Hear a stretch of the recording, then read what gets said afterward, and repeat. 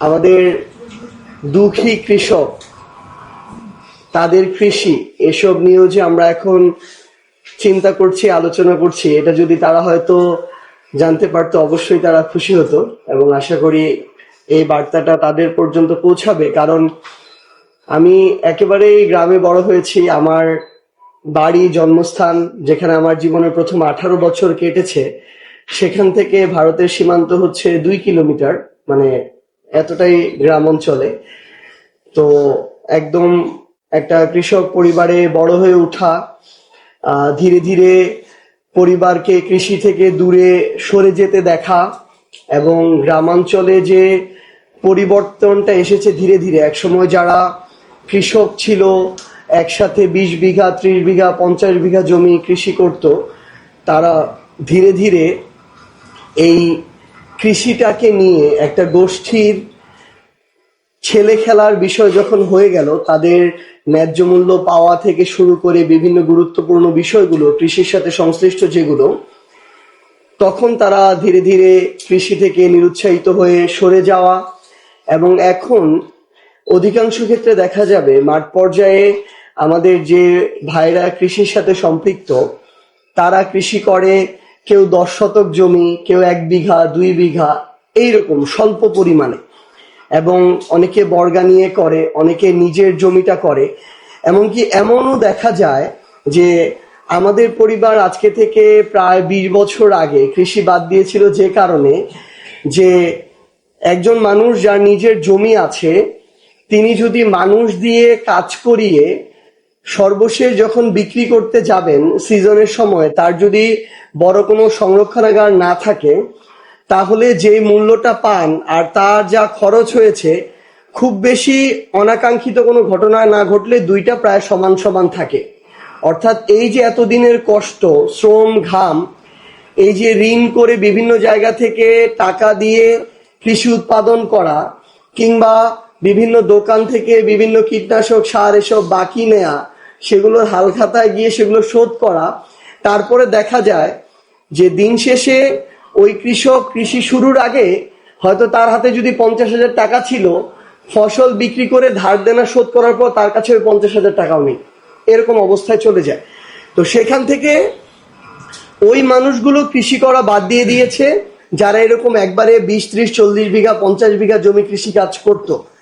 এখন যারা করে, আমি মাঠ পর্যায়ে যেটা দেখেছি, যে যেই মানুষগুলোর ধরেন আরেকজন থেকে বর্গা নেয় 1 বিঘা, 2 বিঘা, 3 বিঘা, 5 বিঘা জমি, কিংবা নিজের আছে 10 শতক, 20 শতক, 50 শতক, সেই জমিগুলোতে তারা নিজেরা সার ছিটায়, তারা নিজেরা, মানে আমাদের যে কৃষির সাথে যে চাষও ফসল আমাদের রোপণ থেকে শুরু করে এগুলো যে সম্পৃক্ত, এগুলো নিজেরা করে।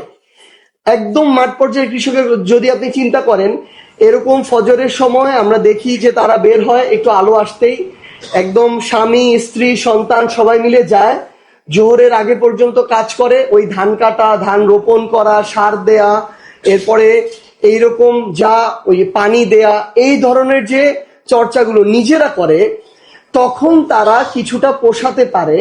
এবং দিন শেষে যখন মানে পণ্য বিক্রি করে, যদি সৌভাগ্য থাকে একটু দাম পায়, ফাইনালি তারা কিছুটা লাভবান হয়। কিন্তু অধিকাংশ ক্ষেত্রে আমরা এখন যেটা দেখি, ওই যে কৃষকরা, আমার একদম ওই শ্রেণীর যারা, তাদের তো সংরক্ষণাগার নাই। একদম মাঠ পর্যায়ে যে কোল্ড স্টোরেজ গুলো, একটা উপজেলায় দেখা যায় একটা দুইটা কোল্ড স্টোরেজে একটা উপজেলার যে পণ্যগুলো সংরক্ষণ করা প্রয়োজন, তার মানে 10 ভাগের 1 ভাগও সংরক্ষণ করা যায় না। এবং সেখানেও এখন আলাদা ধরনের একটা টাকার খেলা শুরু হয়েছে। এই ক্ষুদ্র যারা কৃষি করে মাঠ পর্যায়ে, তারা ওই পর্যন্ত যায় না। তো তারা কি করে, ইনস্ট্যান্ট ওই ধরেন ধান করলো, ধান কাঁচা কাঁচা ধান ওই অবস্থায় কেটে মেরে একদম আঙিনা থেকে সেখান থেকে বিক্রির জন্য বস্তা ভরে নিয়ে চলে যায়। ফলে ওই সিজনের সময়ে তারা তুলনামূলক যতটুকু দাম পাওয়া দরকার, যেটা ন্যায্য মূল্য আমরা বলছি, সেটা তারা পায় না, এবং তাদের লাভের পরিমাণটাও খুবই কম হয়। এখন আমি আসলে যে জায়গাটা নিয়ে কথা বলতে চাই, এটা হচ্ছে একজন, যেহেতু আমি রাজনীতির সাথে সম্পর্কিত, এখানে আমার মনে হয়েছে যখন আমি দেখেছি এবং এখনো যতটুকু দেখছি যে রাজনৈতিক এবং দলীয় একটা দুর্বৃত্তায়ন আছে। একজন কৃষকের এই কৃষির একদম উৎপাদন থেকে শুরু করে বিক্রি পর্যন্ত এই প্রত্যেকটা ধাপে ধাপে কিভাবে রাষ্ট্রীয়ভাবে ক্ষমতাসীন দল এবং তাদের নেতাকর্মীরা মিলে, সেটা যেই দলই ক্ষমতায় থাকুক না কেন, এতদিন পর্যন্ত আমরা যা দেখেছি এবং এখন পর্যন্ত যা দেখছি, তারা মিলে একসাথে যতভাবে কৃষকের অধিকার লুটপাট করা যায়, যতভাবে তাদেরকে বঞ্চিত করা যায়, যতভাবে সিন্ডিকেট করে মুনাফা অর্জন করা যায়, সেই চেষ্টাটা কোনো ধরনের ইনভেস্ট ছাড়া এই রাজনৈতিক দুর্বৃত্তরা করার চেষ্টা করছে। আপনি একদম শুরু থেকে দেখেন সারের সিন্ডিকেট, যে সারের বস্তা ধরেন 1400 টাকায় পাওয়ার কথা, সেই বস্তা দেখা যায় 2200 টাকাও পাওয়া যায় না। আপনি দেখবেন এই সারের লাইসেন্স একটা জেলায় যদি দেয়া হয় 50টা, 3 থেকে 4টা পরিবারের মধ্যে এই 50টা লাইসেন্স দেওয়া হয়েছে বা তারা পেয়েছে। বউয়ের নামে, সন্তানের নামে, ভাইয়ের নামে, ভাতিজার নামে, এভাবে তারা এটা নিয়ন্ত্রণ করে এবং কোথায় কতটুকু সার যাবে, প্রাপ্যতা থাকবে, এটা তারা নির্ধারণ করে দামটা বাড়ায়। এই আমাদের সর্বশেষ আমাদের জ্বালানি সংকটে যেটা হলো, যতক্ষণ পর্যন্ত দাম বাড়ানো হয়নি, হাজার হাজার গাড়ির লাইন, দাম বাড়ানোর সাথে সাথে 2-3 দিনের মধ্যে কি এক আলাদিনের প্রদীপ আসলো, কোনো লাইন নেই, সব লাইন শেষ হয়ে গেল। এইরকম করে সিন্ডিকেট করে কৃষকদেরকে জিম্মি করে এই সারের দাম বাড়ানো হয়, কীটনাশকের দাম বাড়ানো হয়। এরপরে আমরা যেটা দেখি যে বিভিন্ন ধরনের সরকারি সুযোগ সুবিধা যায়, সরকার যেগুলো খাতা কলমে বলে আর কি, অনেক বড় বড় প্রজেক্ট থেকে শুরু করে সার বীজের সুযোগ সুবিধা জেলা প্রশাসন, উপজেলা প্রশাসনের মাধ্যমে কৃষকের কাছে যায় খাতা কলমে। কিন্তু মাঠ পর্যায়ে একজন কৃষক অধিকাংশ ক্ষেত্রে হয়তো জানেও না যে তার জন্য এটা এসেছে। যেটা হয়, ওই উপজেলা প্রশাসনের মধ্য দিয়ে উপজেলার ক্ষমতাসীন দলের যারা নেতৃবৃন্দ, তারা তাদের মতো করে সেগুলো ভাগ বাটোয়ারা করে। হয়তো এর মধ্যে অনেকেই আছে যার কৃষির সাথে বিন্দুমাত্র সম্পর্ক নেই, তাদের মধ্যে অনেকে এগুলো আবার আনঅফিসিয়ালি বিভিন্ন দোকানের মাধ্যমে বিভিন্ন জায়গায় বিক্রি করে। এই ধরনের রাজনৈতিক দুর্বৃত্তায়নটা হয়। এবং আমরা যেটা দেখি যে কৃষক যখন এই উৎপাদনটা করলো, উৎপাদন করার পরে এই যে মূল্যটা, অনেক ক্ষেত্রে এখন এটা হচ্ছে, যেমন সর্বশেষবার আমি যেটা দেখলাম যে কৃষক বলছে তাদের 1 কেজি আলু উৎপাদন করতে যদি গড়ে এমন হয় যে তার খরচ হচ্ছে কেজি প্রতি 12 টাকা, এমন হয়েছে সর্বশেষবার যে কেজি প্রতি কৃষক পেয়েছে পাইকারি দরে 8 টাকা করে কেজি। এখন যেই কৃষকের সকল মূলধন ওই 2 বিঘা আলু চাষে সে বিনিয়োগ করে, যার পরিবার, সন্তান, পড়াশোনা, সকল স্বপ্ন, পরের বার যে ঘরটা ঠিক করবে বর্ষাকালে, এই সব কিছু ওই আলু বিক্রির মুনাফার উপরে নির্ভর করে, তার যখন ন্যূনতম যেটুকু খরচ হয়েছে তারপরে সামান্য একটা মুনাফা সে পায় না, তখন তো ওই কৃষককে নিয়ে আমরা রাষ্ট্রীয়ভাবে একটা ছেলে খেলা করছি, তার স্বপ্নগুলোকে নিয়ে আমরা আমাদের মতো করে প্রতারণা করছি। তো আমার জায়গা থেকে এটা একটা আহ্বান থাকবে যে প্রত্যেক বছর অন্তত এটা একটা পণ্যের উৎপাদন কতটুকু ব্যয় আছে এবং তার সাথে ন্যূনতম কৃষকের জন্য একটা মুনাফা সেট করে এই ধরনের একটা ন্যূনতম মূল্য মাঠ পর্যায়ে ঠিক থাকা উচিত, যেন একজন কৃষকের অনেক বেশি লাভ না হলেও অন্তত সেই কৃষক যেন লোকসানের মধ্যে না পড়ে। কারণ এই লোকসান কাটিয়ে ওঠার অনেকের অনেক সামর্থ্য থাকতে পারে, কিন্তু এরকম বাংলাদেশে লক্ষ লক্ষ কৃষক আছে যার একবার যদি 1-2 লক্ষ টাকা ক্ষতিগ্রস্ত হয়, ওই লোকসান কাটিয়ে ওঠার সক্ষমতা অন্তত 2-4 বছরে তার থাকে না। এই জন্য প্রত্যেকটা উপজেলা পর্যায়ে সরকারি উদ্যোগে যদি এই সুযোগটা থাকে, কারণ কৃষক আসলে জিম্মি হয়ে যায় ফসল ঘরে আনার সাথে সাথে বিক্রি করতে, তো সরকারি উদ্যোগে যদি উপজেলা পর্যায়ে এই ধরনের সংরক্ষণাগার নির্মাণ করা হয়, যেখানে কৃষক অন্তত 1 মাস 2 মাসের জন্য বা একটা নির্দিষ্ট সময়সীমা বেঁধে দেওয়া হবে যে সর্বোচ্চ এত সময় সেখানে তার ফসল সংরক্ষণ করতে পারবে, তাহলে হয়তো একটা সুবিধাজনক সময়ে সেই কৃষক সেই জায়গা থেকে ফসলটা রেখে আবার প্রয়োজন অনুযায়ী বিক্রিটা করতে পারবে, অন্তত একটা ন্যায্য মূল্য পাওয়ার সম্ভাবনা তৈরি হবে। আরেকটা যেটা আমাদের এই যে কৃষি শিল্পটা আমরা যেটা বলছি, এটার সংশ্লিষ্ট যে আমাদের শিল্প প্রতিষ্ঠানগুলো, এগুলোর শিল্পায়ন প্রক্রিয়াটা আমরা আরো ডিসেন্ট্রালাইজড করা যায় কিনা, এগুলো আমাদের ঢাকা কিংবা ঢাকার আশেপাশের জেলা কেন্দ্রিক। যেমন ধরেন আজকে আমরা যদি দেখি যে আমাদের উত্তরাঞ্চলে কি পরিমাণে আমাদের ধান, আলু, গম, ভুট্টা চাষ হচ্ছে, কিন্তু এই কেন্দ্রিক যেই ধরনের প্রসেসিং ফুডগুলো হয় সেগুলো কিন্তু আপনি পুরো রংপুর বিভাগের কোথাও এই রিলেটেড বড় একটা ইন্ডাস্ট্রিও দেখতে পাবেন না। আপনি দেখেন রাজশাহীতে লক্ষ লক্ষ টন সেখান থেকে আম পুরো দেশে যাচ্ছে, পৃথিবীর বিভিন্ন জায়গায় যাচ্ছে, কিন্তু সেটা প্রসেসিং হওয়ার কোনো বড় ধরনের ইন্ডাস্ট্রি আপনি রাজশাহী, নওগাঁ, চাপাই এই জেলাগুলোতে দেখতে পাবেন না। সো এই প্রক্রিয়াটাকে যদি ডিসেন্ট্রালাইজ করা যায় তাহলে একই সাথে সেটার সাথে সেই ইন্ডাস্ট্রির সাথে যদি কয়েক হাজার মানুষের সম্পৃক্ততা তৈরি হয় তাহলে ওই জেলাগুলোতে আমার পেশারও একটা বৈচিত্র্য আসে, পাশাপাশি একটা বড় সংখ্যক মানুষের একটা স্থায়ী কর্মসংস্থানের একটা ব্যবস্থা তৈরি হয়। নাহলে এমন সেই জায়গাগুলোতে হাজার হাজার পরিবার আছে, ওই নির্দিষ্ট একটা পণ্য যদি তারা লাভবান না হয় কিংবা কোনো দুর্যোগের মধ্য দিয়ে যায় তাহলে সকল পরিবারগুলোকে একটা বড় সময় 6 মাস 1 বছর একটা অনেক বড় দুর্ভোগের মধ্য দিয়ে যেতে হয়। তো আমাদের জায়গা থেকে একটা এই প্রস্তাবনা থাকবে যে এই ধরনের কৃষি ভিত্তিক যে আমাদের শিল্পায়নগুলো সেগুলোকে আরো কিভাবে যেই এরিয়ায় তাদের প্রতুলতা অনেক বেশি সেখানে ডিসেন্ট্রালাইজড করা যায়। আরেকটা জিনিস হচ্ছে সরকারের নীতিমালা।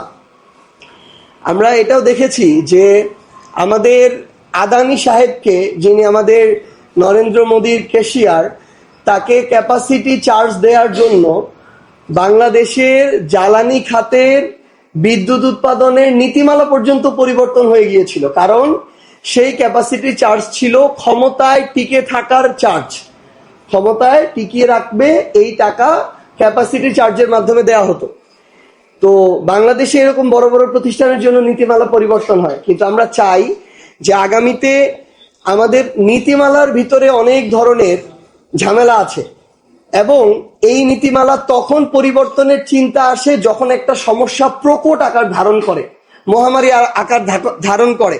যেমন আপনি দেখবেন কয়েকদিন আগে আমরা দেখলাম চট্টগ্রামের মেয়র সাহেব যখন এখানে কোমর পরিমাণ পানি একদিনের বৃষ্টিতে, তিনি ওই পানিতে নেমে ভিডিও করছেন এবং মানুষের প্রতি সহানুভূতি জানাচ্ছেন। আপনি তো মেয়র আছেন 2 বছর ধরে, এতদিন ধরে কি করছিলেন? এতদিন ধরে আপনার মাথায় এটা আসে নাই যে সামনে বর্ষা আসতে পারে, চট্টগ্রামের জলাবদ্ধতা এটা তো চট্টগ্রামের একটা ক্যান্সার, এটা আমার এখন থেকে উদ্যোগ নিতে হবে। সেটা না করে যেদিন আপনার বৃষ্টি হলো আপনি সেখানে গেলেন লাইভ করতে। তো আমাদের এটা হয় যে তখন নীতিমালা করা হয় যখন আমাদের একদম দেয়ালে পিঠ থেকে যায়। তো আমরা আহ্বান করব সরকার যেন তাদের জায়গা থেকে এই ধরনের কৃষি উপযোগী এবং কৃষকের জীবন বাঁচানো এই উপযোগী আমাদের নীতিমালাগুলো ঠিকঠাক করেন তাদের জায়গা থেকে। এবং আমাদের যে জিনিসটা হয় আসলে এই নীতিমালাটা হয় কি এইভাবে যে কোনখান থেকে নীতিমালা করার পরে আমাদের পলিটিক্যাল ডাকাতরা সবচেয়ে বেশি ধান্দাবাজি করতে পারবে ওই অনুযায়ী নীতিমালা সাজানো হয়, ওই প্রজেক্ট আনা হয়। একটু আগে আমাদের একজন স্পিকার বলেছেন যে আমাদের এই প্রজেক্টগুলো করার সময় আসলে দেখা হয় যে কোথা থেকে বেশি মুনাফা অর্জন করা যায়, মেগা প্রজেক্টের নামে মেগা ডাকাতি হয় আর কি। তো এই জিনিসগুলো যেন আগামীতে আর না করা হয় এবং ইস্যু ধামাচাপা দেওয়ার জন্য আমি সচেতন হয়ে উঠলাম, বাকি সময়টা ভুলে গেলাম, এই চর্চা থেকে আমাদের বের হয়ে আসতে হবে। আমরা গতকালকে এটার একটা উজ্জ্বল দৃষ্টান্ত দেখেছি। জনাব তারেক রহমান আমাদের বোন রামিসাকে যখন নৃশংসভাবে হত্যা করা হলো, যখন দেখলো পরিস্থিতি নাগালের বাইরে চলে যাচ্ছে, তখন একজন প্রধানমন্ত্রী হিসেবে তিনি সাথে স্বরাষ্ট্রমন্ত্রী এবং আইনমন্ত্রীকে নিয়ে তার বাসায় চলে গেলেন। পরিস্থিতি ঠিকই শান্ত হলো, কিন্তু আমাদের এই সম্মানিত প্রধানমন্ত্রীর নেতৃত্বেই বাংলাদেশের স্বাধীন বিচার বিভাগ প্রতিষ্ঠার কফিনে শেষ প্যারেক মেরে দেওয়া হয়েছে কয়েকদিন আগে। সেখানে পৃথক সচিবালয় প্রতিষ্ঠার যে আইন, সে আইনটাই বাতিল করে দেওয়া হলো। তাহলে আপনি একদিকে এই ধরনের নতুন সিম্প্যাথি কার্ডের গেম খেলবেন, আর আরেকদিকে আপনি সকল ধরনের জনগণের সুশাসন উপযোগী আপনি আইন কানুনগুলোকে বাতিল করে দিয়ে ক্ষমতাগুলোকে নিজের বা ক্ষমতাসীন দলের কাছে পুঞ্জীভূত করবেন, স্বৈরাচার হয়ে উঠার পথে হাঁটবেন, এটা তো হইতে পারে না। এই চরিত্রগুলো হচ্ছে স্ববিরোধী চরিত্র এবং এগুলো হচ্ছে জনগণের সাথে প্রতারণা। এই জন্য আমরা সর্বশেষ আমাদের জাতীয় নাগরিক পার্টি এনসিপির পক্ষ থেকে এটা আহ্বান জানাতে চাই যে আজকে আমার হাওরের এই দুর্ভোগ, কৃষকের ন্যায্য মূল্য তো পাওয়া তো দূরের কথা, কৃষক তো তার ফসলই খুঁজে পাচ্ছে না। তো পরবর্তীবার আবার এই একই কাজ হবে, আর আপনি ওই জলবায়ুর দোষ দিবেন। আমাদের যে এত ধরনের পরিকল্পনার ঘাটতি, পানি নিষ্কাশনের দুর্বলতা, কিংবা আমাদের বাঁধ বা এই ধরনের অবকাঠামো নির্মাণে যে আমাদের অনিয়ম, কোনো পরিকল্পনা নাই, এগুলোর কোনো তখন দায় থাকবে না। আবার নতুন করে সিম্প্যাথি গেইন হবে, আবার 7,000 টাকা দলীয় নেতাকর্মীদের মাধ্যমে তাদেরকে দেয়ার আরেকটা লুটপাটের ক্ষেত্র হবে। এভাবে তো সাস্টেইনেবল কিছু হবে না। পরিশেষে এটুকুই শুধু বলার যে আমরা যেন এই বিভিন্ন ওকেশন ভিত্তিক সিজনাল কৃষকপন্থী রাজনৈতিক দল না হয়ে উঠি, কৃষকপন্থী সিজনাল সরকার না হয়ে উঠি, বরং আমরা যেন এইটুকু মাথায় রাখি যে যতদিন আমাদের কৃষক বেঁচে থাকবে, যতদিন কৃষিতে আমরা নিজেরা স্বাবলম্বী থাকব, ততদিন আমাদের খাদ্য নিরাপত্তা নিশ্চিত হবে, ততদিন আমরা বেঁচে থাকব এবং ততদিন বাংলাদেশ বেঁচে থাকবে। সবাই ভালো থাকবেন। ইনশাআল্লাহ আমরা একসাথে আমাদের কৃষির জন্য, কৃষকের জন্য, বাংলাদেশের জন্য লড়ে যাব। আসসালামু আলাইকুম।